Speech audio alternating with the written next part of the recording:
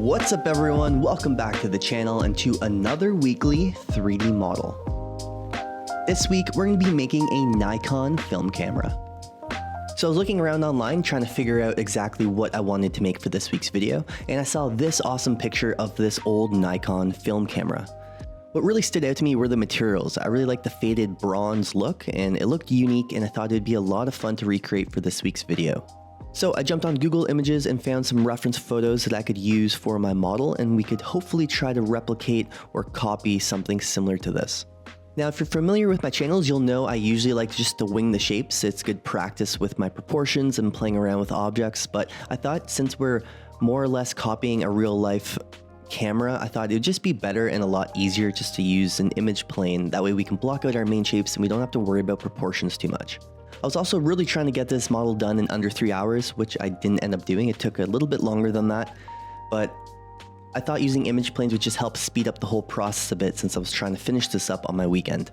Now, as always, this whole video in a real-time pace, which includes the whole UV mapping process, will all be available on my Patron page, along with the whole FBX model. So if you're interested in taking a look at any of that, you can find it all in the link in the description below.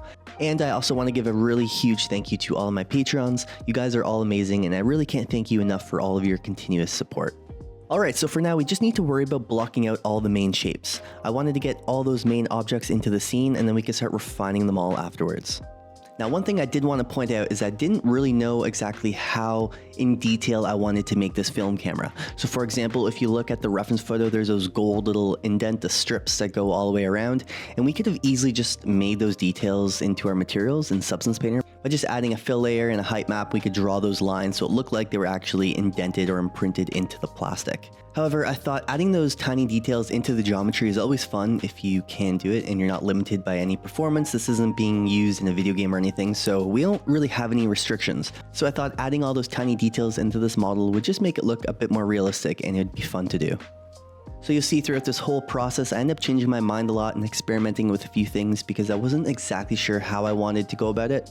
So we're just going to be basically winging it along the way. It also doesn't help that I don't know much about film cameras. It's always a bit challenging when you're trying to recreate objects that you don't exactly know how they work. So I apologize in advance to all you camera professionals out there.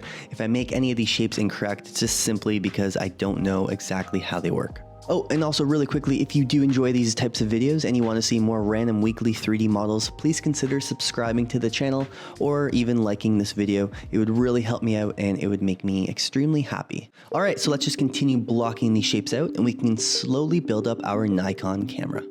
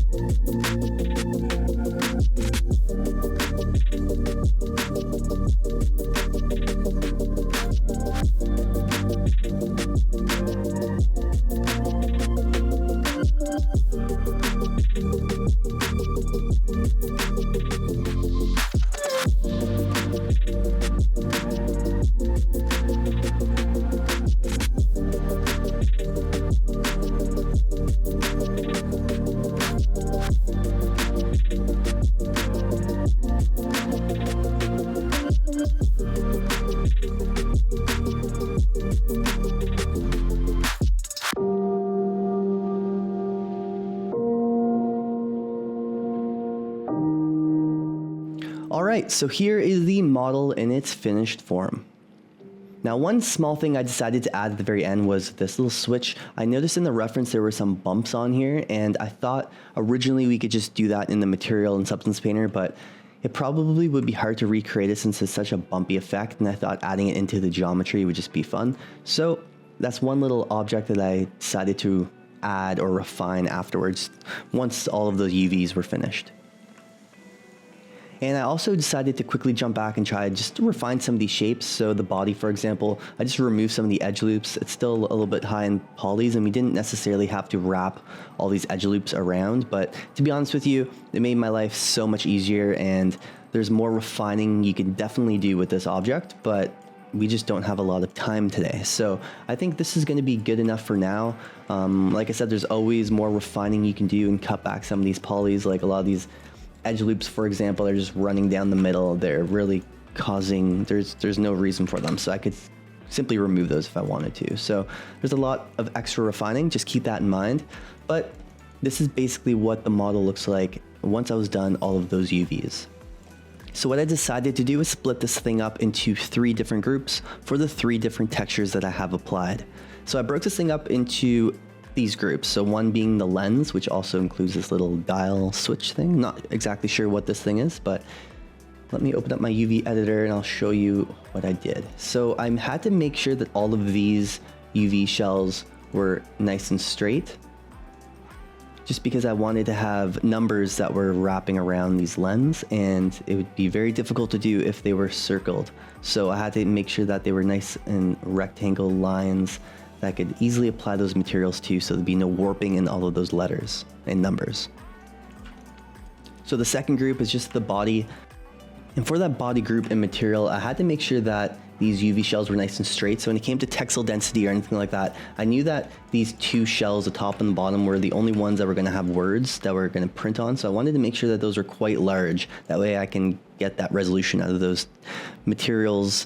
That way there's no fuzziness or weird aliasing or anything happening to those fonts and those materials that I add on the top and the bottom, along with these 2 here. So these ones had all that bump effect that's on the old film cameras, and I wanted to make sure that these were nice and straight, and they were also quite large. That way you didn't see any weird aliasing or any weird warping happening in that material. And for the third group is just the knobs. So basically everything else that was left in my scene. So I did the bottom little objects as well as these top knobs. And the reason I just broke these up, it's just for, once again, resolution. I just wanted to make sure that all those numbers and the details and the graphics I was putting on all these knobs just stood out, and I wasn't having any basically aliasing or fuzziness out of those textures and the letters. So I just made sure that the shells that were going to have letters or words on them were actually quite large. That way I didn't really have to worry about going in very small and adding all of those words that you probably wouldn't be able to pick up too well. I made sure that those specific faces were the largest in my scene. Anyways, that is how I prepared my Nikon camera. Now that we have those UVs done, we can export it and we can jump into Substance Painter and we can start our texturing. All right, so now jumping over to Substance Painter, we can go ahead and load in our FBX file from Maya. And if all of those materials and everything looks good, we can go ahead and bake out those textures. So like usual, when I begin my texturing process, I like to just start off with filling in all those empty meshes with some sort of material. It just helps me figure out how those materials are looking and what needs to be adjusted depending on what sits beside it and what else is in the scene. I find when you really start just working on one material at a time while everything else is blank, it can look perfect by itself, but once you start adding in all the materials around it, it starts looking out of place. So to save myself a lot of time and a lot of refining, I find it just works best for myself just to fill in all those empty meshes with some sort of material that I think will fit, and then we can come back to it afterwards and start refining. So that's exactly what you're gonna see me start doing here, is to start filling in these white empty meshes with some sort of smart material or regular material. It's not gonna look perfect right off the bat, but I don't wanna worry about that too much. Like I said, I just wanna fill in those meshes with something, and then we can start refining them afterwards. And to be honest, I spent quite some time refining things at the very end. I find that's the most important part of the whole texturing process, is when you start refining those materials in different values, just to make it look exactly what you had in mind. And once again, I am trying to copy or make it similar to that reference photo that I found on Google. So I do have some sort of a guidance or some sort of goal I'm working towards, which makes it much easier rather than just completely winging it. But it will definitely need some refining later on in the video. So for now, let's just start filling in these meshes with smart materials, and then we can slowly start texturing our Nikon camera. Oh, and also really quickly, if you do enjoy these types of videos and you want to see more random weekly 3D models, please consider subscribing to the channel or possibly liking the video. It would really help me out and it would make me very happy. So thanks so much. Now back to the video. Let's just continue filling in these meshes with textures.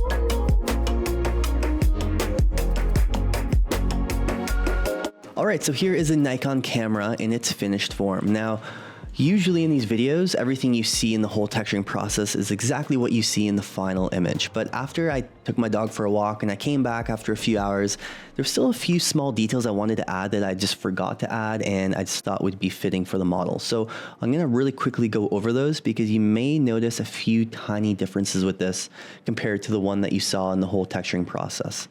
So one of the main things that I forgot to do was just adding these small little labels on the bottom. So I added some arrows, open and close, as well as this arrow over here. I also added some scratches on the bottom. I noticed how it was way too clean on the bottom of this object, especially if you're gonna put it down over the years. There'll definitely be a few scratches. I also went through and added a bit more wear on this gold bronze that was coming basically worn out over the black. So I just added a bit more around the edges, and as well over here, just hand painted them on. And basically all I did for that was just go in with my soft eraser tool and just kind of soften up the lines after I drew on them, just to add a bit more wear on those edges. And one other thing I decided to do was, well, I just refined some of the materials. So the metal on this little switch, I also added a little bit of wear. I'm not sure if you can see it, but this little white kind of roughness value that's around these knobs, I added that as well. It was looking a bit too plain on the top. So I thought just adding some more roughness just would be a little bit more fitting. And then I also went through really quickly and just erased some of these markings. So it was looking just too clean, all the fonts. So I went in and just erased them and just added very, very subtly, just took away some of the 6 here, and some of the lines are just a little nicks in them just to make it not so perfectly clean. And then of course I added the poly render, the PR on the back, just to give it something else to look at. But this is basically everything. Of course, this whole model and this whole Substance Painter file will be uploaded to the working folders on my Patreon page. So if you're interested in taking a look at this whole project file and diving in and looking through all the folders, all of that will be available to you. Just a heads up, I didn't have a lot of time to clean up a lot of the folders, so apologize ahead of time. It could definitely be a little cleaner, but it is what it is. Anyways, this is the whole model in its finished form. And that's basically the whole texturing and UVing and modeling process that I did to create this Nikon camera. I really hope you guys enjoyed this week's video, and if you did, give it a like and don't forget to subscribe to the channel to see more random weekly 3D models. And of course, huge, massive thank you to all my Patrons for all of your continuous support. Alright, I hope you guys enjoyed this week's video, and I will catch you in the next one.